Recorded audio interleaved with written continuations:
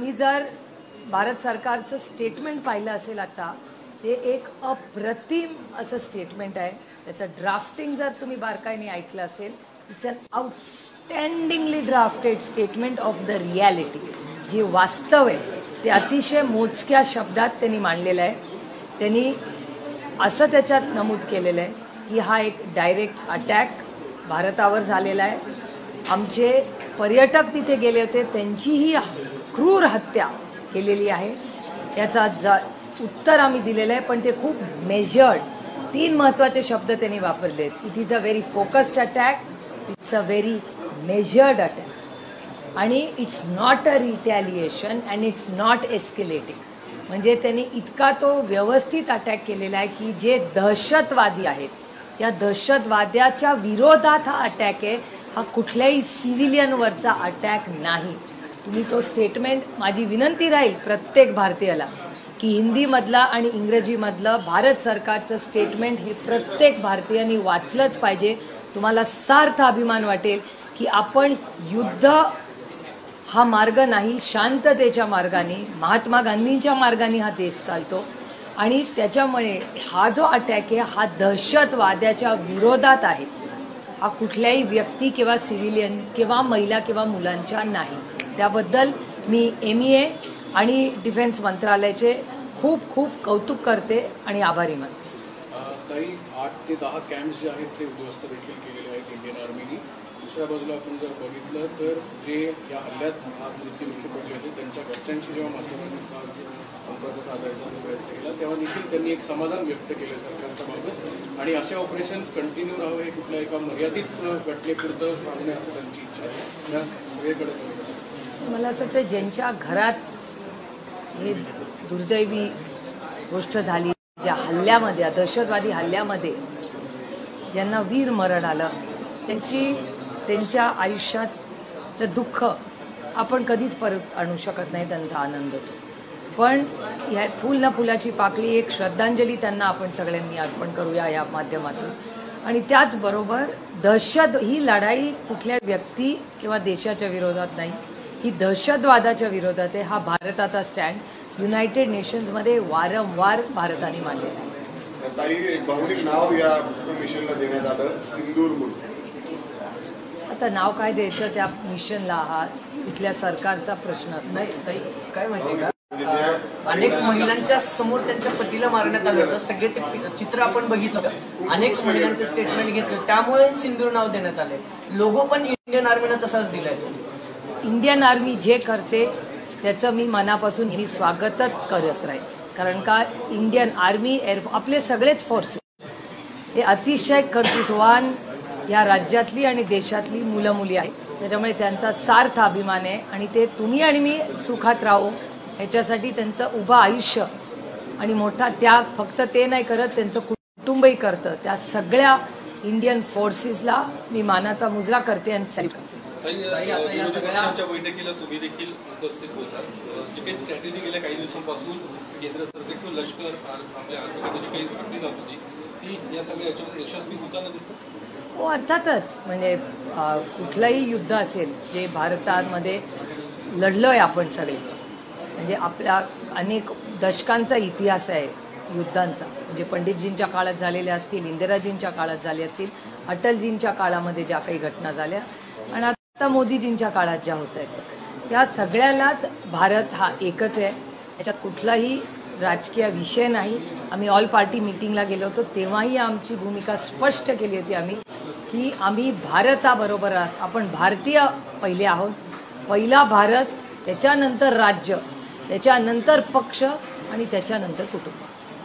ताई, इंडियन जे आर्मीकडनं, जी लष्कराकडनं प्रेस घेतली गेली ना, त्यात ज्या ज्या ठिकाणी आपण दहशतवादी हल्ले केले त्या ऑफिसर्सनी ना त्याचा रिलेट दिला. जसं की एक जो कॅम्प उडवण्यात आला तिथं डेव्हिड हेडली आणि कसाबची ट्रेनिंग झाली होती, किंवा तिथून जे पहलगाम हल्ला झाला किंवा पुलवामा हल्ला झाला, ते ट्रेनिंग कॅम्प आहेत. पण US जे आहे युनायटेड स्टेट, त्याच्यामध्ये सांगितलं होतं की सिव्हिलियन्स मेलेत. म्हणजे पाकिस्तानकडनं असं रात्रीपासून सांगण्यात आलं की सिव्हिलियन्स मेलेत, पण इंडियन आर्मीकडनं कुठल्याही सिव्हिलियन्सला हानी पोचली नाही आहे.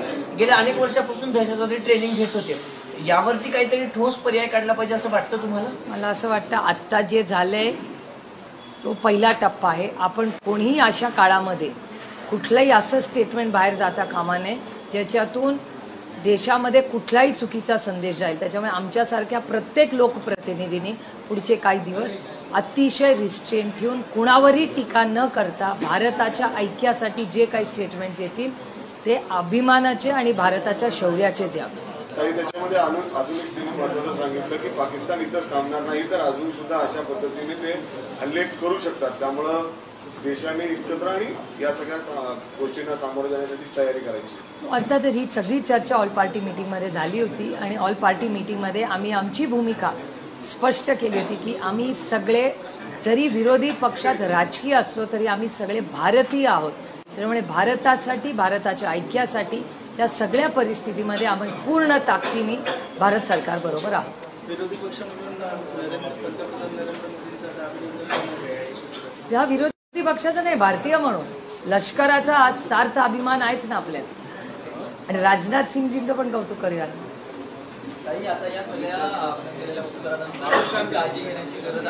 सरकार म्हणजे त्याच्यात सगळे डिपार्टमेंट्स येतात. या सगळ्या घटनेनंतर आपण आता हल्ला केल्यानंतर तिकडून देखील प्रत्युत्तर जे आहे ते येऊ शकतं. आपण काळजी घेतली जाते, बॉम्बेस वगैरे केली जात आहे. आणखी काय सगळं सरकारने एखादी जबाबदारी घेतली पाहिजे?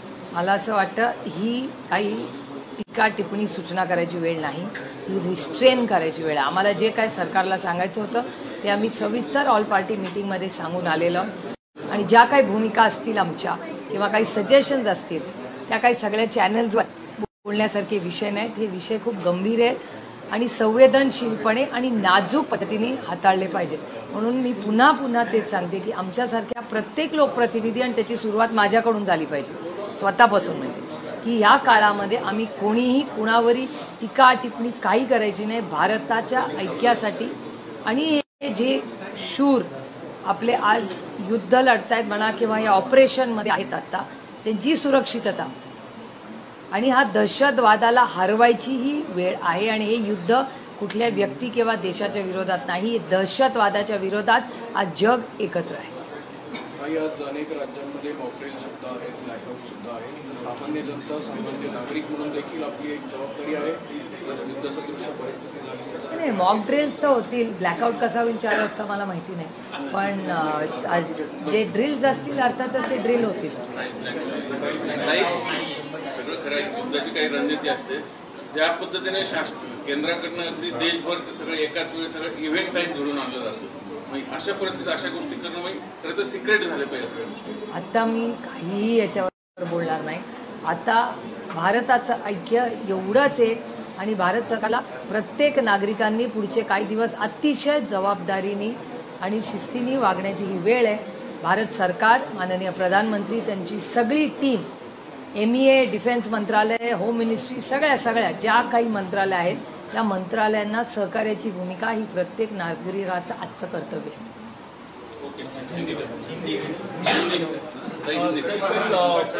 भारतीय सेना द्वारा पाकिस्तान में कुछ ठिकानों और POK के कुछ ठिकानों पर जो टेररिस्ट ठिकाने थे उस पर हमला किया गया, मिसाइल अटैक किए गए. कैसे देखते हैं आप? पहलगाम का बदला ले लिया ऐसा भारतीय सेना ने ट्वीट भी किया. नहीं, ये तो बिल्कुल इसका स्वागत होना चाहिए. जिस तरह से दहशतवाद के खिलाफ भारत खड़ी रही है इसका अभिमान हम सबका. और लश्कर, आर्मी, एयरफोर्स, नेवी सारी ये जो तैनात है, ये जो हमारे शौर्य का एक बहुत बड़ा उदाहरण है. और जिस फैमिलीज़ के जो लोग जिनकी क्रूर हत्या वहाँ हुई है उसकी कितना भी निंदा करे ये कम ही रहेगा. हम लोग उनके घर वालों को वापस नहीं ला सकते, लेकिन न्याय देने की जो कोशिश भारत सरकार से हो रही है उसका मैं तहे दिल से स्वागत करती हूँ. जो प्रोफेशनलिज्म दिखाया गया इंडियन आर्मी द्वारा, प्रिसीजन अटैक कहा गया है, जो ठिकाने बिना किसी सिविलियन कैजुअलिटी को टच करते हुए, उसको आप कैसे देखते हैं? उसका मैं स्वागत करती हूँ. आपने अगर स्टेटमेंट पढ़ा होगा तो उन्होंने बड़ी अच्छी तरह जो ड्राफ्ट जो किया है उसमें उन्होंने कहा है, ड्राफ्ट का एक शब्द है कि it's a very measured attack. So it is a measured attack. ये किसी राज्य के खिलाफ नहीं है, यह दहशतवाद के खिलाफ ये अटैक. तो एक और इस ऑपरेशन का जो नाम जो चुना गया उसको लेकर भी काफ़ी चर्चा है, ऑपरेशन सिंदूर। आप कैसे देखते हैं? ये सबके लिए एक बहुत इमोशनल चीज़ है, और जो नाम लिया है वो उन्होंने सब ने बहुत सोच विचार के किया होगा, और आर्मी जो करती है वो हमेशा देश के भले के लिए ही करती है। आपने ऑल पार्टी मीटिंग भी अटेंड की थी, एक विपक्ष के नेता है भारतीय के द्वारा, इसमें आप क्या अपील करेंगे लोगों से भी? नहीं, हम सबको ये हमने ऑल पार्टी मीटिंग में भी तय हुआ था कि ये राजनीति तो चलती रहेगी, लेकिन ये राजनीति करने का वक्त नहीं है। पहले देश, उसके बाद राज्य, उसके बाद पॉलिटिकल पार्टी, उसके बाद फैमिली। तो अभी ये देश के लिए हम सब ने साथ में रहना चाहिए, और मेरी तरह जो भी कोई हम लोग हैं इलेक्टेड रिप्रेजेंटेटिव्स होंगे, हमारी जिम्मेदारी आज है, और उसकी शुरुआत मैं खुद से करूँगी कि कई आज पहले 15 दिन तो मैंने कुछ भी कभी कहा भी नहीं आज तक, और आगे भी नहीं कहूँगी। अभी पहले ये जो टेंशन है वो सेटल हो जाए, और उसके बाद जब सेशन होगा तब हम दिल खोल के बोलेंगे। लेकिन अभी ये टीका टिप्पणी करने का वक्त नहीं है। मैंने जो एक्शन लिया है, जो आतंकवाद के खिलाफ एक्शन लिया है, उसके मैं तहे दिल से स्वागत करती हूँ, और आर्मी की बहुत बहुत जो उम्मीदों है, जिस तरह से हम सब के लिए वो लड़ रहे हैं, उनकी मैं बहुत बहुत आभारी हूँ और उनको सैल्यूट करती हूँ। इंग्लिश में